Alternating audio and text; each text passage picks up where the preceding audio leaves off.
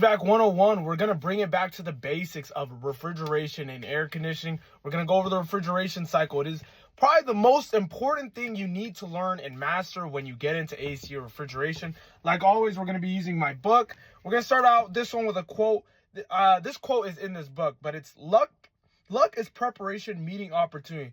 The more knowledgeable areas technicians master, the better they can take advantage of opportunities that arise. That's why I post these. I want you guys to get better. I want you guys to make more money.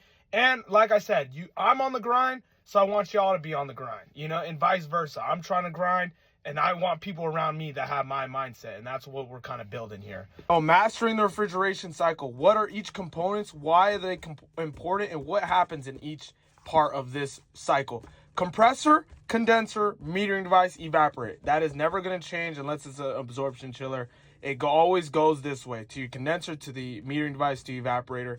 What does each component do? The important things about the compressor: it cannot pump a liquid. That is 101. Compressors do not pump liquid. It pumps the refrigerant discharge gas into your condenser. Your condenser condenses the refrigerant and releases the heat. You can see change of state. That is the science behind air conditioning, is changing state, latent heat transfer, all that. Changing that refrigerant from a gas to a subcooled liquid will release the heat. And also, you have to feed a full column of liquid to your metering device. Your metering device, think of it as a small hole. There's many different types. This one that it's showing is an expansion valve. It just changes the size of the hole depending on the pressure and the temperature of this line, or the temperature of this line, actually. And this small hole restricts the refrigerant flow, causing it to drop pressure.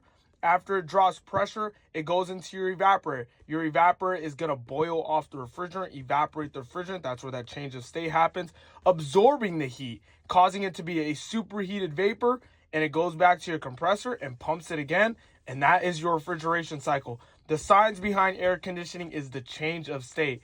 In your condenser, they call it condensing. In your evaporator, they call it evaporating. It's self-explanatory. That's how they name almost half these parts in this trade after exactly what they do.